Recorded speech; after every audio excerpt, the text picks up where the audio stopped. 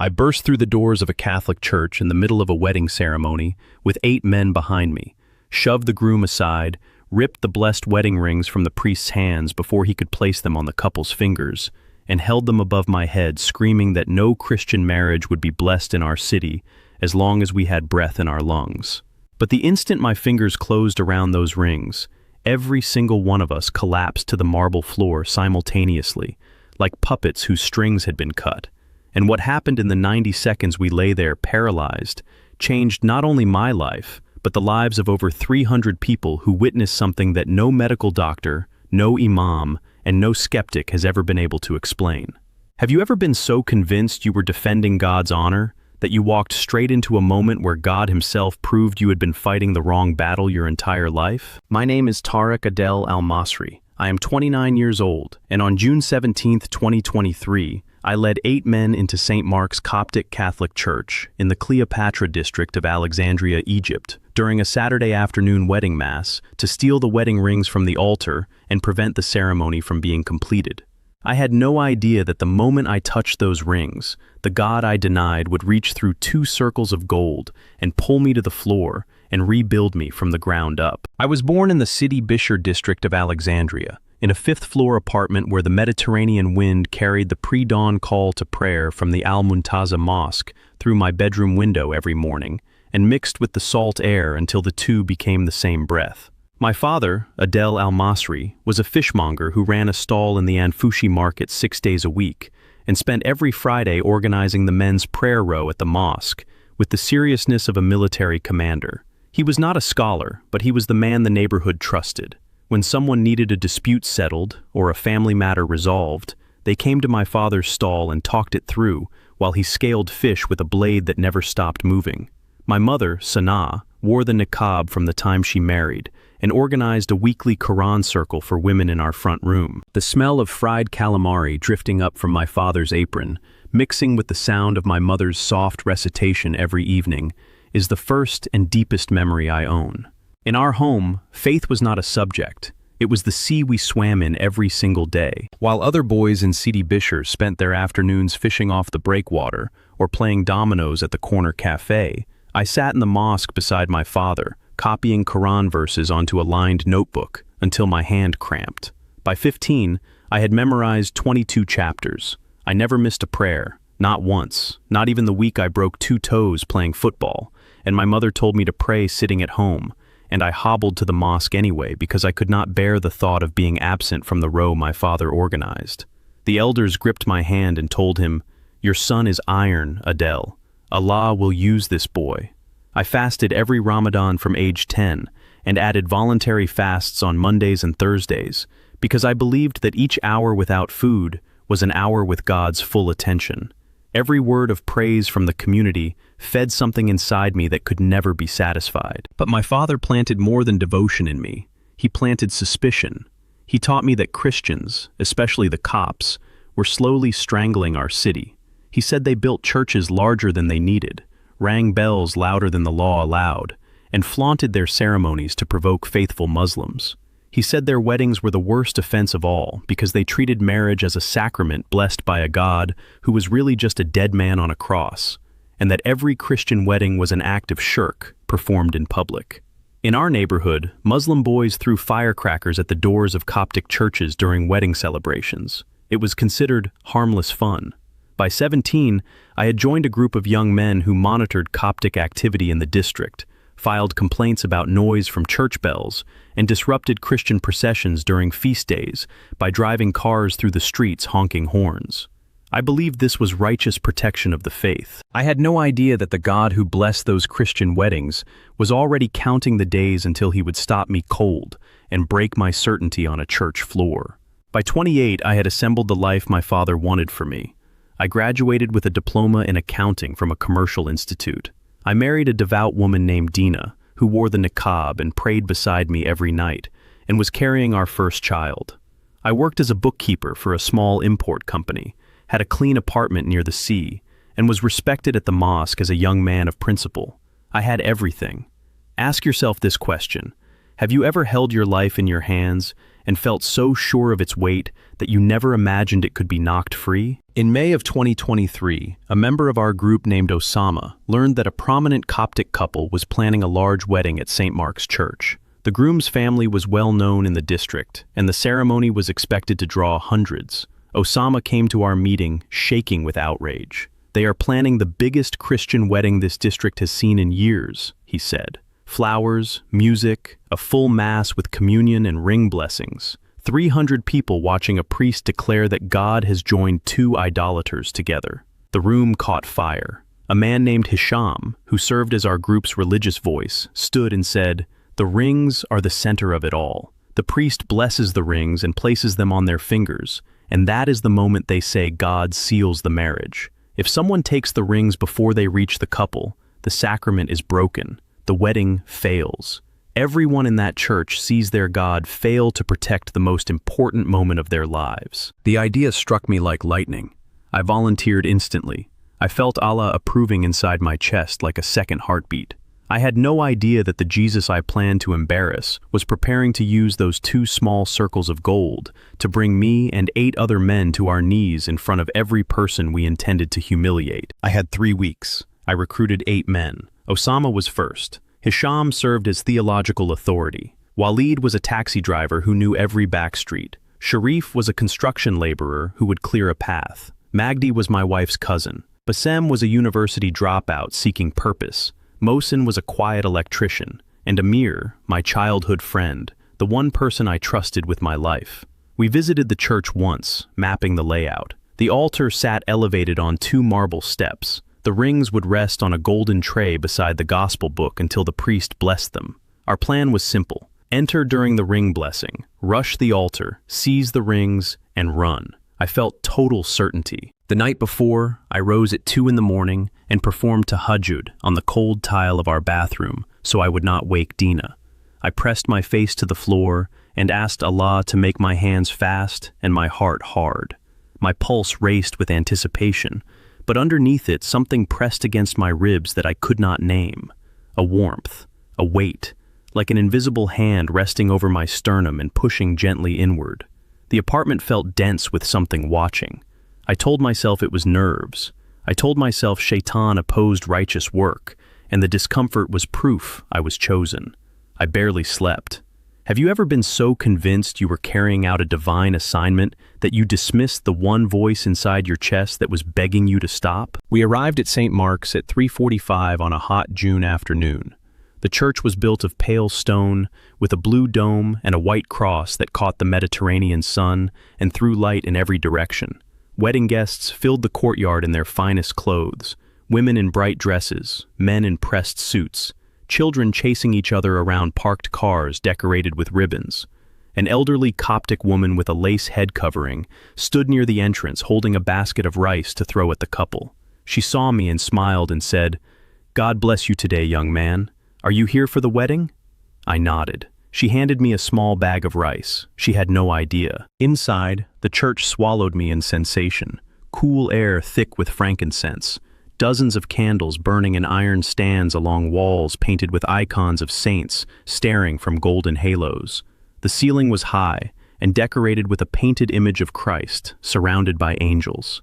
Sunlight poured through stained glass and shattered into colors on the white marble floor, crimson and sapphire and emerald, pooling between the feet of 300 guests standing in rows. An organ played a hymn so rich it seemed to vibrate inside my chest cavity. The bride stood at the front in white, her face behind a thin veil, her hands trembling slightly. The groom stood beside her in a dark suit, his jaw tight with emotion, and the priest, a man in gold and white vestments with a kind, weathered face, stood behind the altar with his hands resting beside a small golden tray on which sat 2 wedding rings. The beauty of that church pressed against me in a way that felt dangerous. There was a sacredness in the air that reminded me uncomfortably of the deepest prayers I had ever experienced at the mosque. I crushed the feeling and caught Osama's eye across the nave. The priest lifted the rings from the tray. He raised them toward heaven and began the blessing prayer. 300 people bowed their heads. The bride's mother was weeping softly. I gave the signal. We moved. 8 men converging from 3 directions. I pushed through the center aisle. Sharif cleared a path with his shoulders. The congregation gasped. A child screamed. I reached the altar in 4 seconds. I grabbed the priest's hands and pried the rings from his fingers. He did not resist. He looked at me with eyes so calm they could have been reading evening scripture, and said, "My son, you are welcome in this house. These rings belong to God, but so do you." I shoved him backward. I held the rings above my head in my closed fist and turned to face the congregation. The bride was trembling. The groom had stepped forward, but 2 of my men blocked him. Mothers held children behind them. An old man in the front row slowly lowered himself to his knees and began praying with his eyes shut. No one attacked. No one cursed. Their silence was more violent than any blow. Then the bride's grandmother, a tiny woman with white hair and a rosary wrapped around her wrist, looked at me from 3 feet away and said in a voice that did not shake, "Those rings were blessed by Jesus. He will not let you keep them, and he loves you too much to let you leave." I squeezed the rings tighter. That is when it happened. The moment that changed everything I believed about God. Heat detonated inside my fist. Not from the metal, from inside the rings themselves. A heat so sudden and so intense, it felt like I had closed my hand around 2 drops of molten sun. It shot through my fingers and up my wrist, and raced through my arm and hit my chest like a freight train of fire. My legs vanished. My knees buckled. I hit the marble floor so hard the impact echoed through the vaulted ceiling, and I was not alone. Behind me, around me, the sound of 8 bodies hitting stone simultaneously. Every single one of my men collapsed at the same instant, not one by one, all at once, as though a single invisible hand had pressed down on all 9 of us and said, "Enough." I lay on the marble, unable to move, the rings still burning in my locked fist, and the church went absolutely silent. Then I saw him, Jesus, not an icon, not a painting, standing at the altar where the priest had been, dressed in light that was not light but something alive, looking down at me with eyes that held a sorrow so deep and a love so fierce they could not possibly belong to the same face, yet they did. He looked at the rings in my hand, and he looked at me, and he spoke without sound, inside the marrow of my bones. "You stole what I blessed. But I did not come for the rings. I came for you.